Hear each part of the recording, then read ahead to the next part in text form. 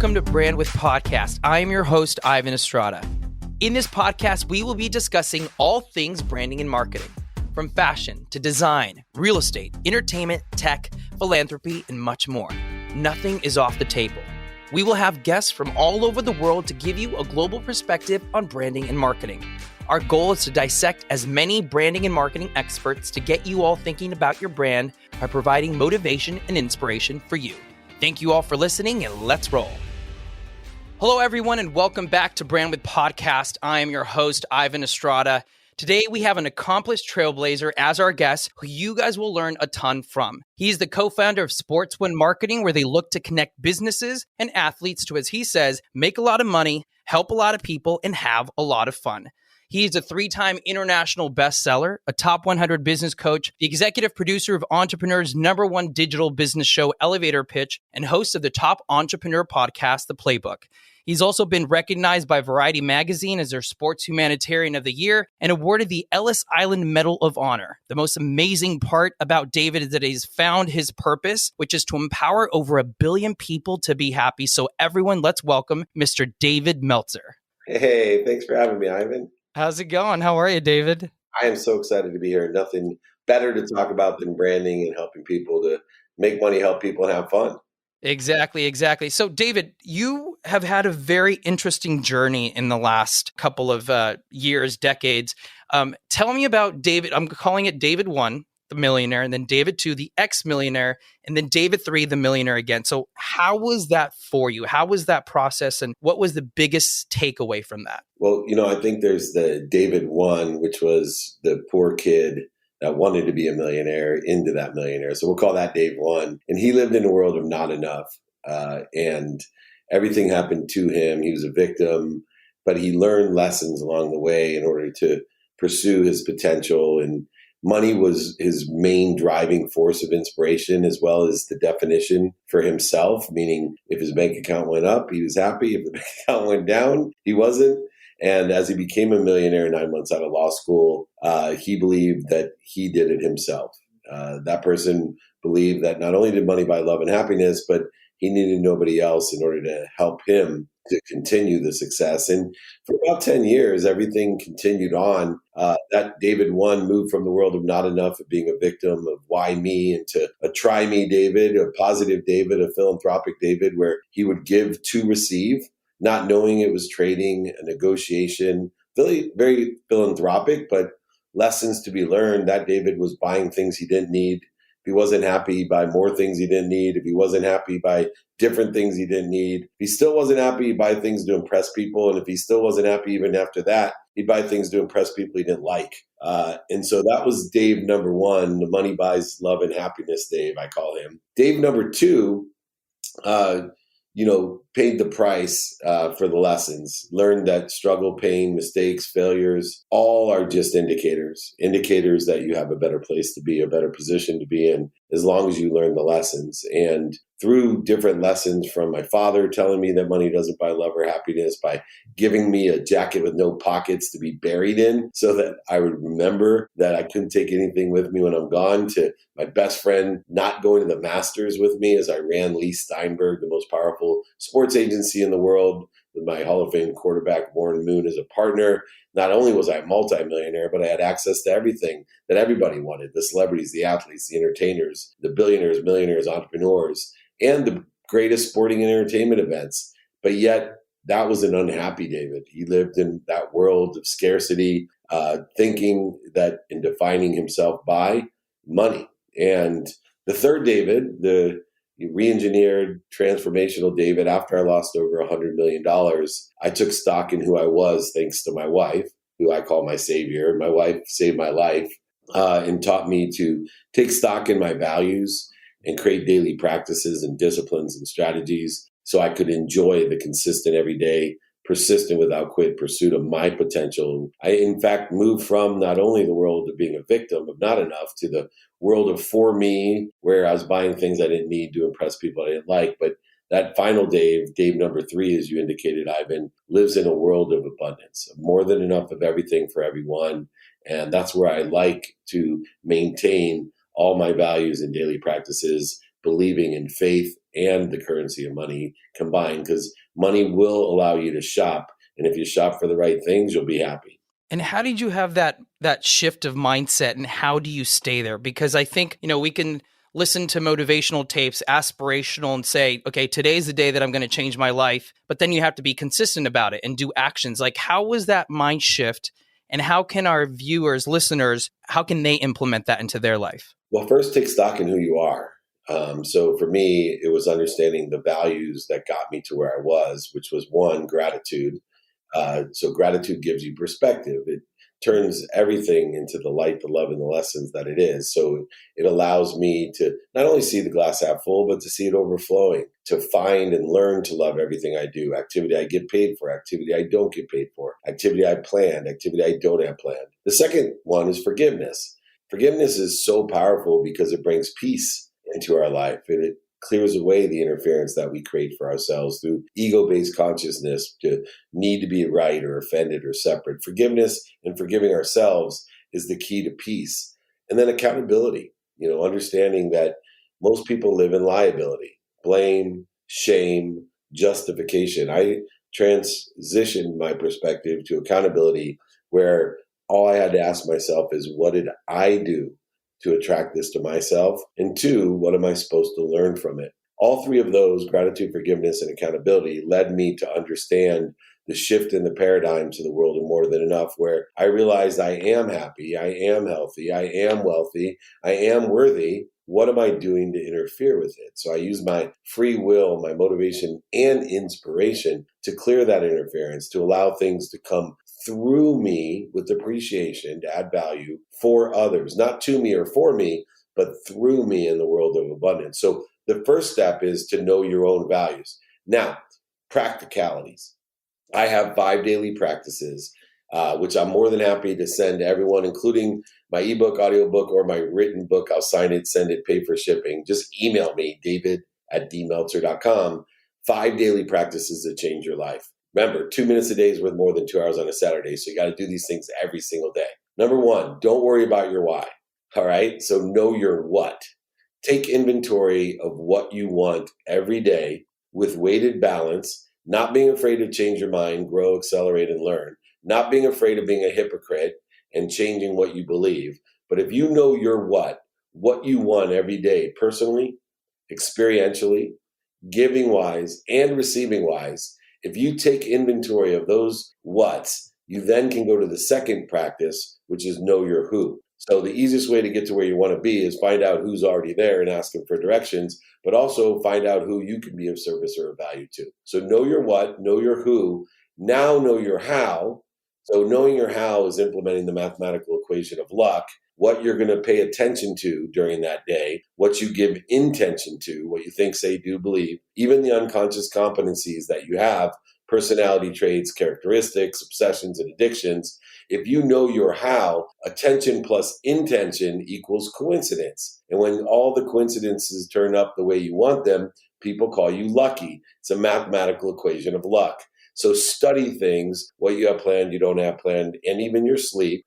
Do it with productivity lens of how much value you can provide, an accessibility lens of how accessible you are connected to others, and how you're accessing what you want. And of course, the lens of gratitude, finding the light, the love, and the lessons and everything, learning to love what you do. Remember, some things are easy to learn to love, right? We love certain foods, we love certain sports, we love certain music.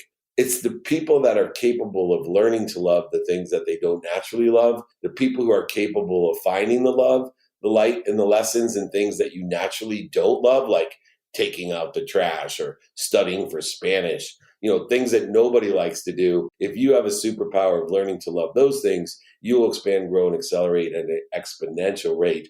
The fourth daily practice, after you know your what, your who, and your how, is know your now. Remember, 100% of the things you do now get done. The difference between people that are profitable, passionate, purposeful is they get stuff done. And so you got to prioritize according to your what, your who, and your how. You got to prioritize what's most important and do those things. Ask yourself, can I do it now? And if you can, do it. And if you can't, put it in a repository so you can prioritize it later. And then finally, after you know your what, your who, your how, and your now, know your why. The fifth daily practice, know your why. What does that mean?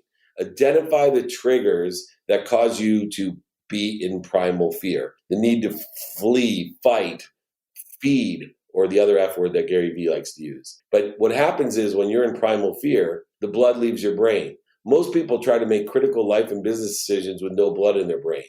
It's idiotic. What you want to do is understand the triggers that trigger the fight, the feed, the flight, and the other F word. You want to understand the triggers that need to be right, offended, separate, inferior, superior, anxious, frustrated, angry, guilty, resentful. These triggers will take the blood out of your brain. So instead of taking the blood out of your brain, don't resist it. Don't fight it. Don't go over and under it, through it. Don't oversell it, back and sell it. Do not overachieve it. Just simply stop. Breathe. Drop down to your center, to your higher self. Use your higher power of thinking by putting the blood back in your brain so you can use the higher power of thinking to move in the trajectory of your what, your who, your how, and your now. If you use these 5 daily practices every single day, 7 days a week, with a minimum amount of time, you will expand, you will grow, you'll accelerate. You will make more money, help more people, and have more fun. I'm happy to give you my book and those daily practices. Just email me, david@dmeltzer.com. I promise you, you will be happy. David, that's so much value. So I hope all my listeners, you're going to have to rewind, play it again, and then rewind it again and play it again and take notes, because he just gave all of you just a ton of golden nuggets.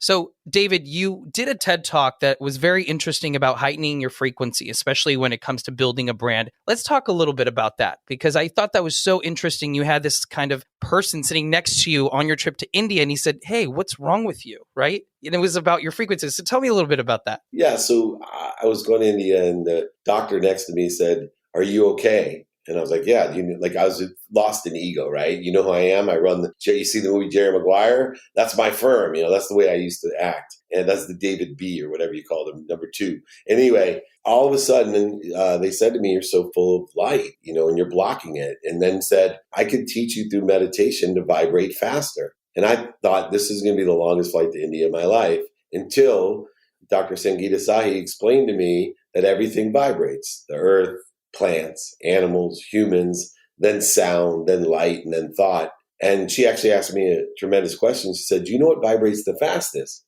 I said, no. She said, "The truth. The truth vibrates the fastest." Wow. I said, "Wow." She said, you can only be aware, she said, of things that vibrate equal to or less than you. So through meditation, I can teach you to vibrate faster, to find your frequency. And you see, that's where the branding ignited in my mind, that everything had a frequency, and that if people weren't tuned into your frequency, if their vibration was too slow, if you weren't capable of having a wide spectrum to hone your frequency, it wouldn't matter what you say, because they wouldn't hear it. It's how I even fixed the way that I branded myself and started speaking, because I stopped speaking to people and I started understanding what they're listening for, to understand that my strength of my signal can be practiced and increased. The spectrum of my signal can not only get to a certain amount of people, right? No matter what I do, there's going to be certain people, and I know that I have a great signal when they don't like me. See, if nobody cares, you haven't strengthened your signal or honed your spectrum. You haven't clarified your message. One of the greatest signals you can get about frequency of a brand is someone tells you how much they hate it, because that means there's equal amount of people, if not more, that love it, that you actually have a distinguished frequency, because everything vibrates, and you can only be aware of that which vibrates equal to or less than you, or at your frequency. And so it's so important that we pursue our own potential. We don't listen to other people. We don't vote for what's missing or what we don't want in our lives. We create a frequency of our authentic brand, our service, our solution, whatever it may be. And so I look at all branding matters as a matter of frequency, of vibration. In fact, just real quickly, what motivated me, and my wife literally did not believe me. So this woman invited me to a workshop to learn how to do this. And the way she suckered me into it is I wasn't still interested. Like, I thought it was interesting. I was closed-minded, David number 2 in my own way. But she said to me, "Hey, I could increase your vibration. You could be aware of when to buy or sell." Now, that was the initial motivation. I thought, wow, talk about value, ROI, being able to articulate the quantifiable value to exceed what I'm asking for. Holy moly, if somebody could teach me when to buy or sell, I'll make billions. And I was actually self-motivated in a greed or a scarce mechanism that got me into theta meditation, T-E-A-T-A, theta meditation. But in the end, I learned so much more, and it changed my life, changed my perspective. And still to this day, for the last 17 years, I've been meditating, using my frequency, vibration, and awareness in order to effectuate what I want in life. Amazing. And I literally just did that. I meditate every single morning, like morning routine. That's part of it. It's so, so important. And last question for you, David, because moms are cool. I love my mom. I've seen the videos that you've made of your mom and how much of a huge inspiration she was to you. What were some of the principles that you will carry with you always that you got from mom? Well, gratitude's one of them, right? My mom would not let me come down to the breakfast table with the wrong attitude. So gratitude for sure. The other one is just work ethic. My mom had this great blend of, being able to be gracious, but also nobody could outwork my mom. She worked 2 jobs, raised 6 kids, packed her dinner in a paper bag, filled up turnstiles at the convenience stores with greeting cards after she taught 2nd grade, humbly making no money. In fact, one of the things that I had to process and learn is, to make so much money while my mom worked so hard for nothing, for economically nothing. So I learned about work ethic and the blend of faith and money together. And I learned from my mom how important it is to be unconditional with your love to your children. My mom's still my mentor for parenting, right? I haven't met a better parent in my life than my mom.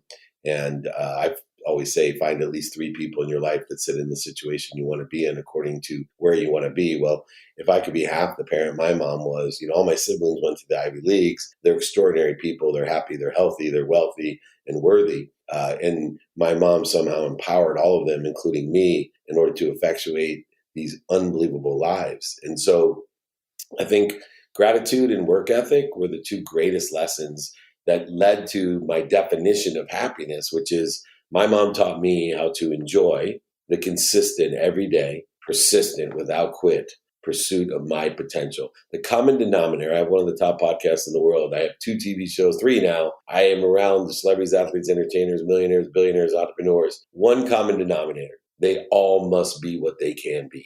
And my mom taught me that I must be what I can be, that I have to do my best, learn something, and always have fun. My mom taught me to be happy, healthy, appreciate her, and love her. All of those things combined is why, as you know, I placed my mom on a pedestal. I did a Mother's Day video for her. I think I cried 8 times in the video and about 20 times watching it. So I give a big shout out to my mom, who I adore. Awesome. And David, you have this amazing training session every Friday at 11 a.m. How can we support you? I appreciate that. For over 20 years, I've been training people at Fridays at 11 a.m. I'm blessed it's now replayed on every platform, Spotify, Google, iTunes. And like I said, my favorite accomplishment in my life are these trainings because they're free. Over 43,000 people are registered for the trainings, not counting the hundreds of thousands that download it, listen to it, and watch it on the replay on all the platforms. But my favorite thing about it is I train everything. Sales, I train to make money, relationship with money. I teach ultimate ego training. I teach mommy issue training, closing training, all no-go plan training, whatever it is, relationship training. I do everything. I've been doing it for over 20 years every Friday, and it's an incredible thing. The biggest honor I have is that out of all the amazing guests I have on my podcast, from Cameron Diaz to Dan Aykroyd, to Ray Lewis to Andre Reed, to Katie Couric, to whoever it would be, you name it, 750 guests and more, from Danica Patrick to Maria Sharapova. It didn't matter. I get them. My number 1 downloaded podcasts are those trainings. So I have faith that people want to learn, not just from the millionaires, billionaires, and entrepreneurs, but they want to learn the lessons of life in order to make more money, help more people, and have more fun. So please, everyone, join me every Friday if you can live. There's Q&A, or join the replay on every platform. Spotify features it. It has its own playlist, the Dave Meltzer training playlist, Apple, Google, Entrepreneur, everywhere you can catch the playbook. Awesome, David. Well, thank you so much, guys. This is the podcast you're going to want to listen over and over and over and over again because David just gave us so much value. Thank you all for listening in, and thank you so much for David for joining us and Jake for making this happen.